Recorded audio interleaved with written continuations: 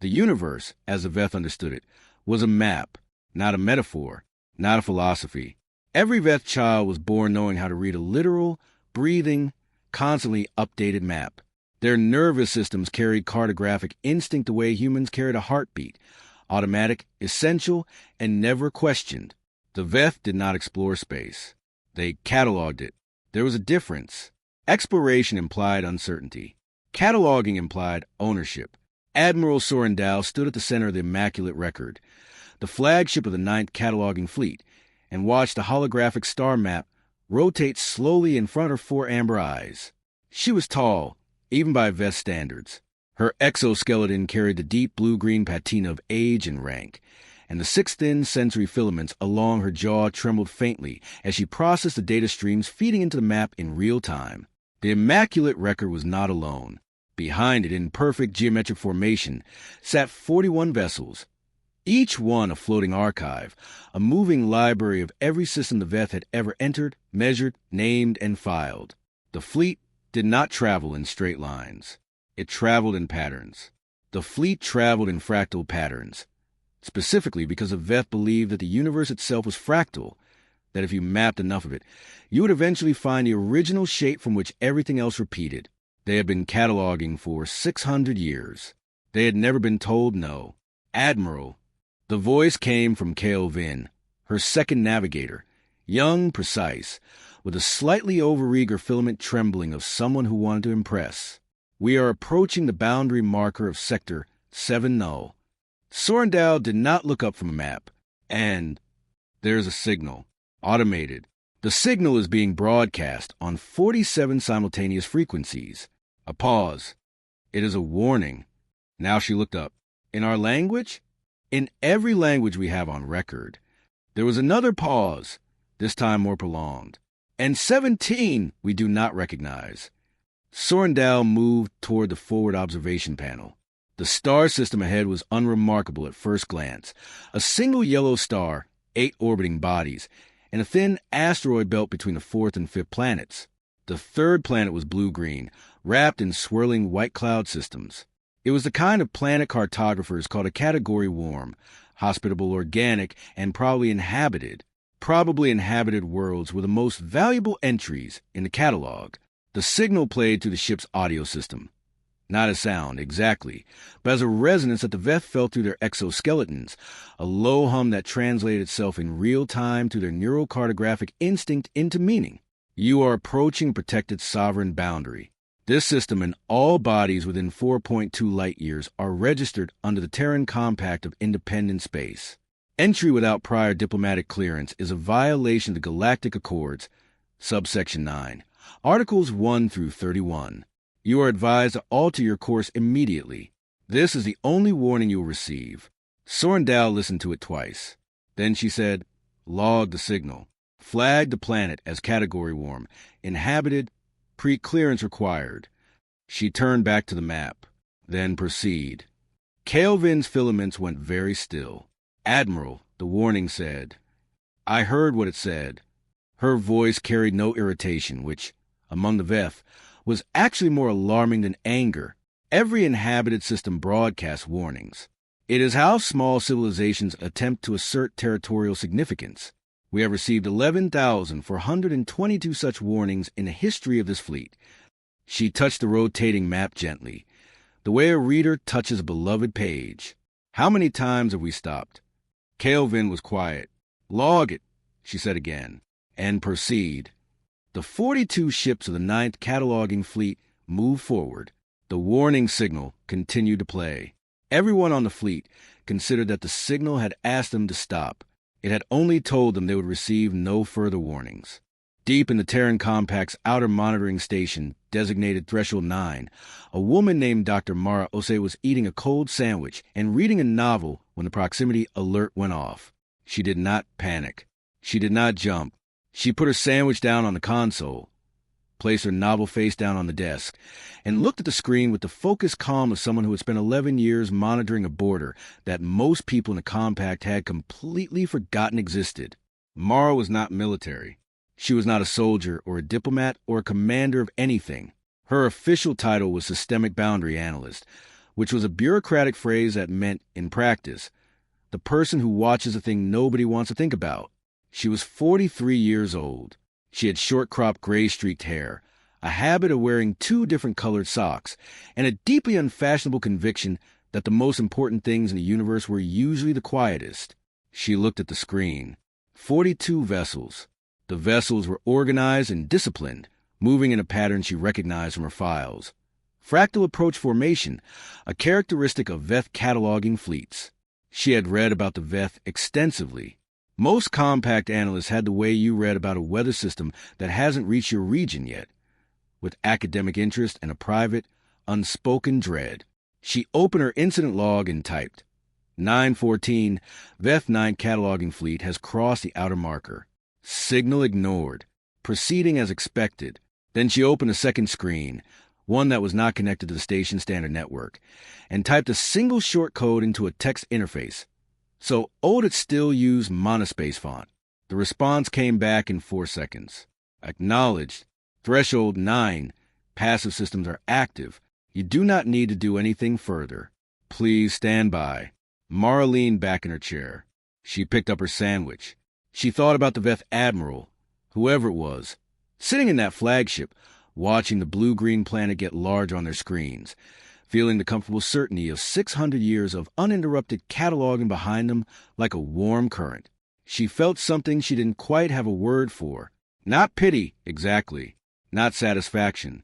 The feeling was somewhere in between watching someone confidently approach a door that opened the wrong way, knowing you couldn't stop them, and knowing the door itself would teach them something you could never learn.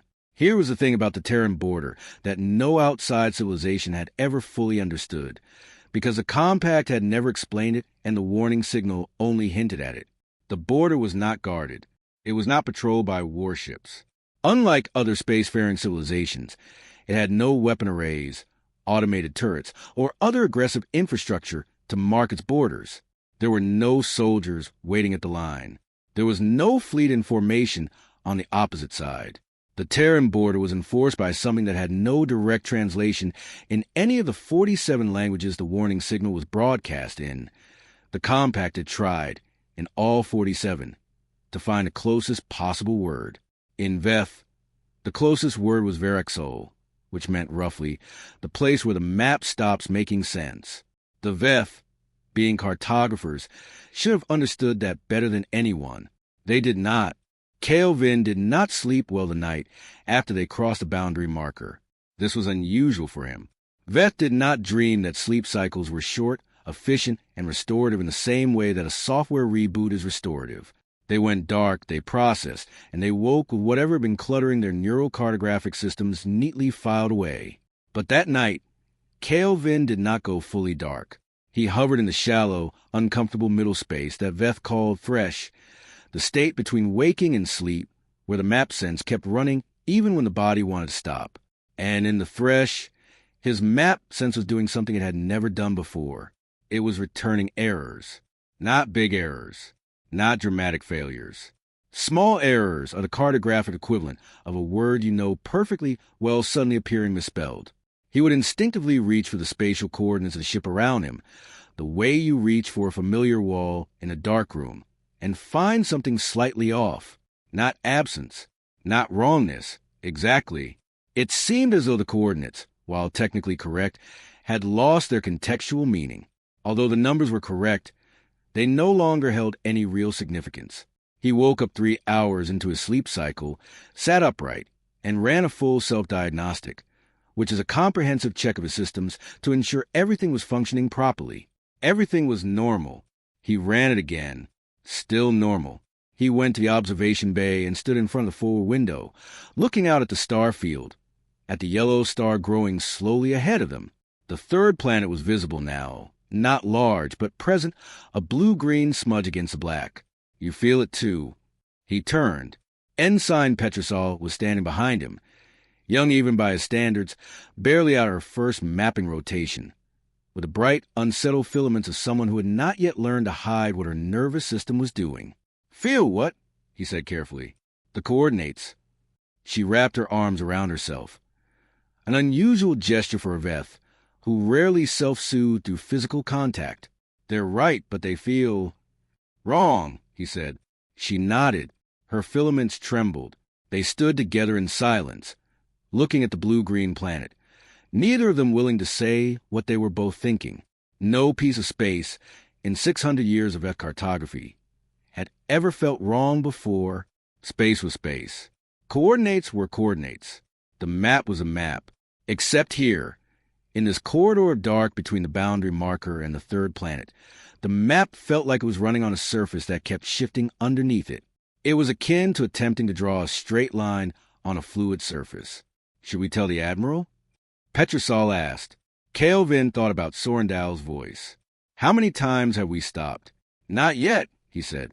He did not know, then, that every single member of the 9th Cataloging Fleet, all 4,218 Veth aboard the 42 ships, was having some version of the same experience. From the Admiral in her command chair to the archive keepers in the deepest holds, every Veth map sense was returning the same soft, persistent, impossible error. Location confirmed. Context unavailable. There was a man named Dr. James Calloway who had spent 30 years trying to explain the Terran border to people who didn't understand it, and in that time he had developed a speech. He gave this speech at universities, at compact council sessions, and at interstellar diplomatic summits, where delegates from 16 other spacefaring civilizations would sit in their various configurations of body and attention, listen politely, and then ask questions that proved they had not understood a single word. The speech went like this. Most civilizations think of territory the way they think of property, as a thing you possess that you defend from outside, that has clear edges and clear contents. You own what is inside the line. You protect the line from those who would cross it. This understanding is intuitive. This approach is also, for humans, incomplete. Humans are not the most powerful species in the explored galaxy. We are not the most technologically advanced. We are smaller, younger, and fewer than our competitors. We are the only species in the explored galaxy that has fully internalized the concept that a border is not a wall. A border is a relationship. When early humans drew borders around their territory, they were not saying, nothing can cross here. They were saying, anything that crosses here enters a relationship with us. The border was not the end of engagement. It was the beginning of it. The Terran border does not stop ships. It does not destroy them. What it does, what it has always done, is enforce a relationship. Once you cross the border, you establish a relationship with it. And the border is not passive. It does not wait for us to respond.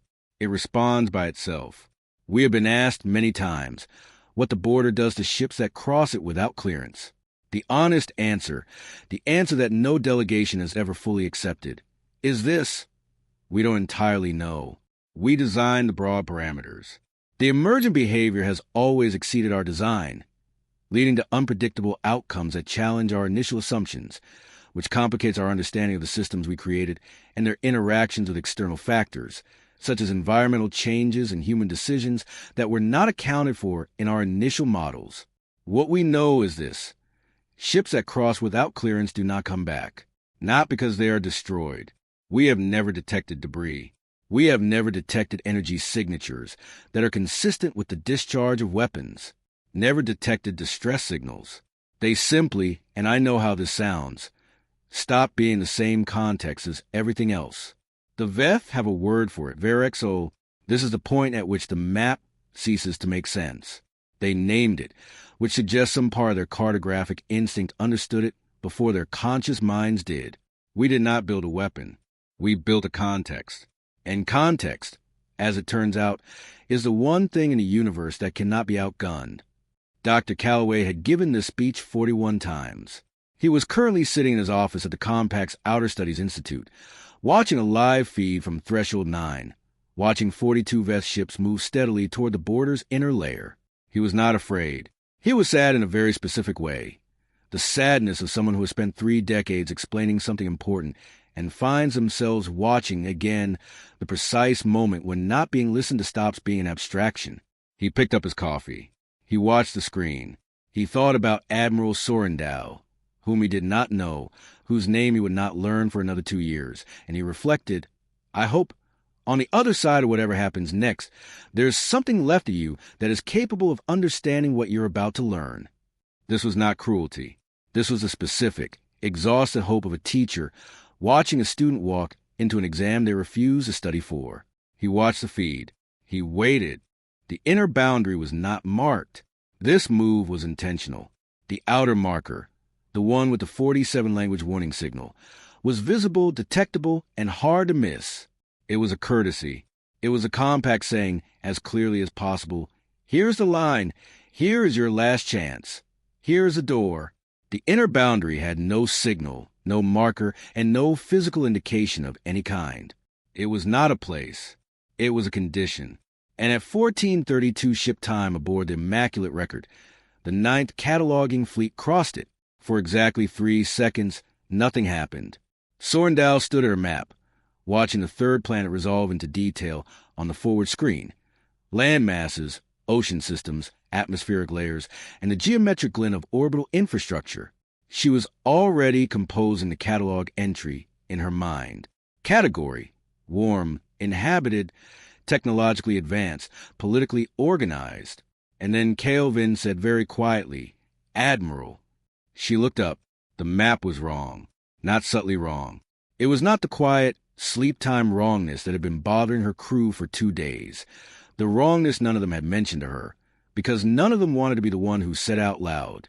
This was an entirely different type of wrongness. The result was the map showing her the correct star, the correct planet, and the correct orbital distances, and also, simultaneously, showing her nothing, as if the data were there, but the meaning of the data had been quietly removed, like having every letter of a word and still being unable to read it. Navigation, she said. Report. The navigator's voice was very controlled. Admiral, our position is confirmed at... A pause. There was a prolonged silence, unusual for a Veth. Admiral, our position is confirmed, but I cannot locate us relative to anything. Explain. I know where we are. The coordinates are correct. But I cannot. The coordinates don't. The navigator stopped. When she spoke again, her voice had lost its professional evenness. The map doesn't know what the coordinates mean anymore. We're here, but here is nowhere. Here doesn't connect to anything. Sorrendow felt it then, fully and completely. The thing she'd been pressing down since they crossed the outer marker, the thing her map sense had been whispering to her in the language of small errors and contextual absences. The sensation swept into her chest with the force of a cold front. The map, her map, the 600-year map of the Veth, which includes biological, neural, exoskeletal, and generational information, was still running. It was processing. It was doing everything it had always done. It just no longer had anywhere to put what it found. It functioned flawlessly, akin to a filing system inside a building that had misplaced its address. Helm, she said, and her voice was very steady, which was the bravest thing she had done in 40 years of command. Reverse course. Admiral, reverse to what heading? The question landed in the command center, like a stone in still water. Sorrendow looked at the map. She looked at the perfect, precise, meaningless coordinates. She thought about the warning signal. This is the only warning you will receive, not a threat. This warning should not be interpreted as a promise of destruction. Something else. Something that now, standing inside the impossible architecture of what the border actually was, she was beginning to translate differently, revealing deeper meanings about identity and belonging that were previously obscured. Not a warning, a description. This is your only warning. After this, you will no longer exist in a context where warnings have meaning. Admiral, Kelvin said very quietly, what do we do? Sorrendow looked at the map for a long time. Then she said, we wait. At threshold 9, Mara Ose was no longer eating her sandwich. She was leaning forward, both hands on the console, watching the data streams with an expression that she would have been embarrassed to describe to anyone, because the closest word for it was awe. She had watched 6 incursions in her 11 years at the station. This was the 7th. And every single time, it was different, because the border's emergent behavior was genuinely, structurally unpredictable in its specifics, even as its outcome was always the same. Ships went in. Ships stopped being locatable. Eventually, sometimes hours, sometimes weeks, ships came back out, not destroyed. They were not physically damaged in any way, but changed. The crews were always physically intact. Their ships were always mechanically functional. But every single crew that had ever come back out the inner boundary had come out oriented differently. That was a technical term in Mara's reports. Reorientation event. What it meant in practice was this. Every crew that had gone in treating the border as a cartographic problem came out understanding it as a relational one. They went in trying to map a location. They came out understanding that location is not a place. It is a position within a set of relationships, and that when you sever yourself from those relationships by ignoring them, by treating the signal not as a communication, but as an obstacle, you don't lose your coordinates. You lose your context. And context, as Dr. Calloway's speech said, is the one thing that cannot be outgunned. Mara watched the data. The 42 Veth ships were sitting motionless inside the inner boundary, their position perfectly measurable from outside, invisible to themselves. She could see them clearly. They could not see anything that made sense. She thought about what it must be like to be a species whose entire identity, whose entire nervous system, whose entire way of understanding the universe was built around the map, and have the map become suddenly completely not wrong but useless. She thought it must be the loneliest feeling in the universe. She reached for her cold sandwich. She found she wasn't hungry anymore. Instead, she opened a channel she had never used before in 11 years on the station, a channel that existed in the station's protocols for a reason she had always understood. I had learned the language intellectually, but never had the occasion to use it, which was necessary to communicate with emergency services in case of a critical situation. A direct communication line into the inner boundary. The goal is not to lead the ships out, not to guide them, just to talk. She opened the channel. She said, simply, "This is Dr. Morrowsay, Systemic Boundary Analyst, Terran Compact Outer Station Threshold 9. I know you're there. I know you can probably hear this, even if your navigation systems can't do anything useful right now." She paused. "I'm not going to tell you how to get out. That's not how the system works. But I thought someone should be on the other end of this. Someone real. This should not be a signal, a protocol, or a system." She paused again. Just a person. Silence. Then, through layers of spatial distortion and contextual noise, barely recognizable as language, "We are the 9th cataloging fleet of Veth." "We!" A pause. The voice sounded like someone trying to speak from the bottom of a well. "We did not expect a person." "Nobody ever does," Mara said. The communication was intermittent. The border's passive systems were not designed with conversation in mind, and every exchange was interrupted by static, by silence, by long gaps where the voice on the other end would stop mid-word, and then resume somewhere else entirely. But it was a conversation. Sorrendow, because it was the admiral who took the channel, once her second navigator brought it to her, and because she was constitutionally incapable of letting anyone else bear the weight of something she had caused, spoke to Mara for what the ship's internal clock measured as 4 hours, though she strongly suspected that the internal clock was not currently a reliable reference point. She did not ask how to get out. Mara had been honest about that. That was not what the channel was for.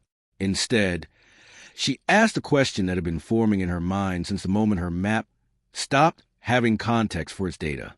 "Why didn't you build a weapon?" Mara was quiet for a moment. "We did," she said. "Early on, we employed defense systems and conventional deterrence, just as other civilizations did. They worked as weapons always do. Ships stopped, or ships were destroyed, or war started. The stopping was never permanent. Destruction had costs we weren't willing to keep paying. Wars were. We're currently at war, honestly, as a civilization. We're worse at losing them than other civilizations, but we're also worse at winning them. So you built this." Sorrendow's filaments trembled. Even now, even here, her map sense was trying to catalog the space she was in. It kept returning the same useless answer. Location confirmed. Context unavailable. This is not a weapon. No, it is not a wall. No, it is not a... She stopped.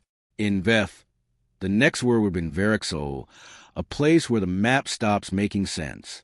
But she was beginning to understand that Verexol was not a place at all. It had never been a place. The Veth had named it a place because they named everything a place. For 600 years, that had been sufficient, even though it was more of a concept or an idea than a physical location. What is it? Mara considered the question carefully, because she was an analyst and not a poet, and she wanted to answer honestly. It's an insistence, she said finally, to be in a relationship with us, to be in the same context as us.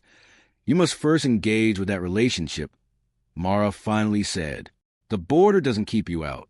It keeps you in a kind of holding pattern, a contextual waiting room, until the relationship exists.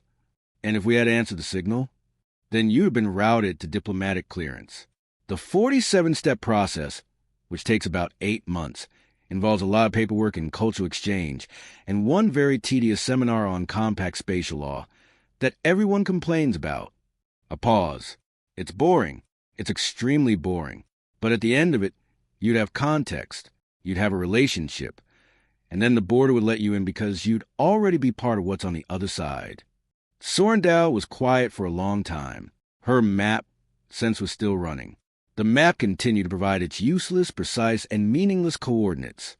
But she was beginning to notice something different about the uselessness. It was not that the map was wrong. The map had never been wrong. The map was doing exactly what it had always done. The map was just... She searched the concept and found it in a place she hadn't expected, in a memory from her early mapping training, from her instructor's voice a very long time ago. A map is only as meaningful as the territory it is in conversation with.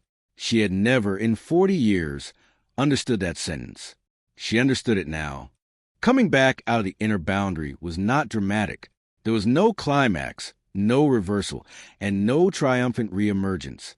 The border's passive systems did not announce anything. No lights changed, no alarm sounded. The 42 ships simply, gradually, over the course of about 6 hours, found that their coordinates were beginning to have context again. Small context at first. This position is relative to that star. Then more. This trajectory is relative to that orbital plane. Then, slowly, like color returning to a black and white image, the full relational architecture of space reestablished itself around them. They emerged from the inner boundary approximately 0.3 light-years from where they had entered it.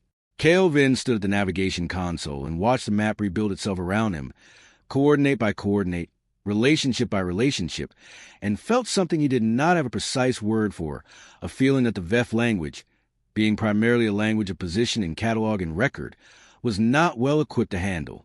The closest he could come to it was grief for a certainty that I now understand was never actually mine. That was too many words for a feeling. It needed to be a single word. He thought distantly that maybe the Veth language needed to grow. Sorrendow stood at her map and looked at the third planet, blue-green, cloud-wrapped, unhurried, and made a decision that she knew, clearly and without drama, would define the rest of her career and possibly the entire future of Veth compact relations. She composed a message. She did not address her message to the compact government. She did not address it to the diplomatic corps or any official channel. To Threshold 9, to Mara Osei, systemic boundary analyst. The message said, Dr. Osei, we have exited the inner boundary with all vessels and all crew physically intact.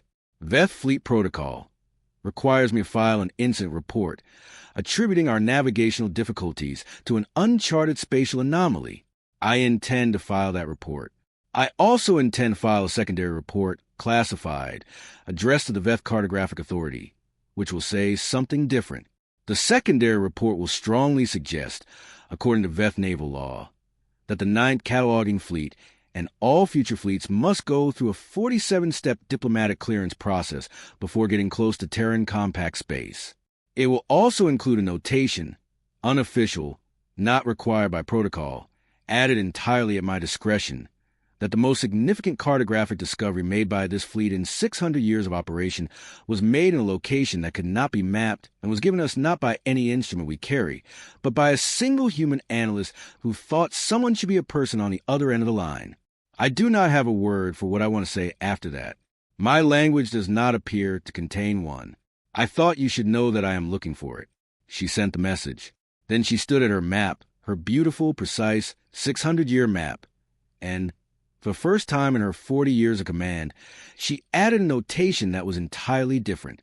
In the field for the third planet of the Yellow Star, in the section that the Veth called Notes, Relational Context, which no cataloging admiral had ever used before because relational context had never seemed like something a map needed to record, she wrote, inhabited, communicative, waiting. 2 years later, in a seminar room at the Compact's Institute for Interstellar Relations, Dr. Mara Osei, who had been promoted 3 times in rapid succession following the Veth incident and was now deeply uncomfortable with the title Senior Director of Boundary Relations because it made her feel like she should be wearing a more formal jacket, gave a lecture that was not her job to give and that she had been asked to give anyway because nobody else seemed qualified. The lecture was titled The Veth Incident and What It Was Not. It was not, she told her students, 12 of them mixed species, ranging from a pair of young Veth exchange scholars, a development that would have seemed impossible 3 years ago, to a human teenager who had gotten in on an academic scholarship and kept taking extremely detailed notes. It was not a story about human ingenuity or human strength or the triumph of one civilization's approach over another. The border didn't teach the Veth that they were wrong, she said. It didn't humble them or defeat them or make them respect us out of fear. It gave them an experience that their framework couldn't explain. And instead of explaining it for them, we were just present, available on the other end of the line. One of the Veth scholars, a young female with filaments very controlled, which Mara had learned meant she was working very hard at something, raised what served as her hand. It's the Admiral's notation, she stated. In my cohort, we have been discussing this. Inhabited, communicative, waiting. We do not understand the third word. Why wait? Mara smiled. What do you think it means? The scholar's filaments trembled briefly before she controlled them again.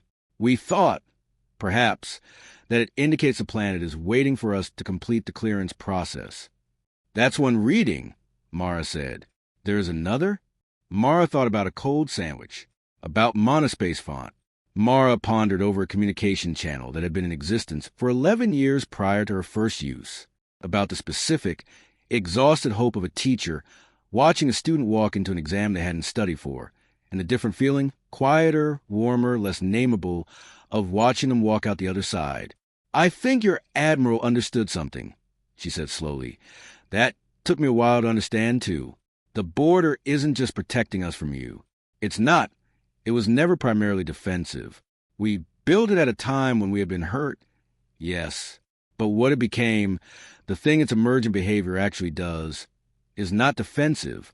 It's, she paused, searching for the word, preparatory. It prepares a relationship. It holds a space open. And waiting doesn't mean passive. It doesn't mean frozen. It means... She stopped.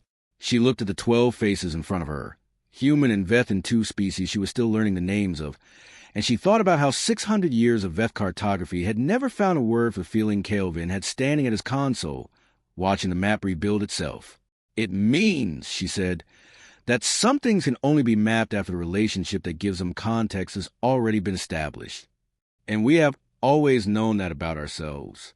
We have always known that what we are, what this planet, the civilization, this impossible, tedious, paperwork-heavy compact of ours is, can't be understood from outside. It has to be entered into. She paused.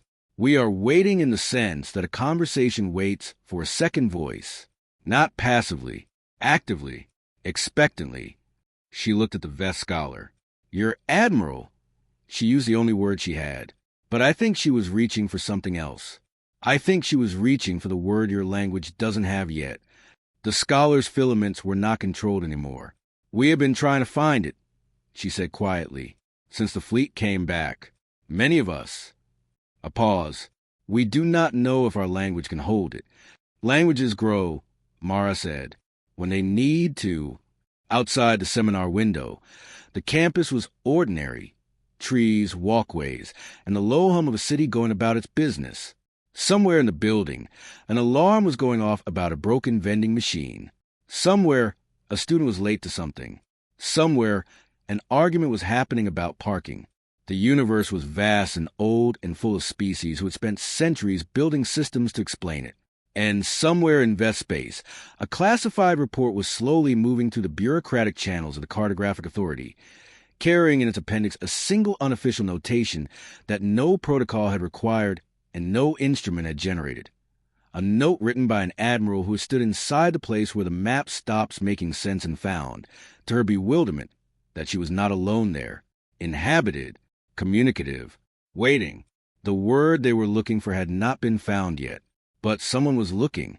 That, in the end, was the whole point. And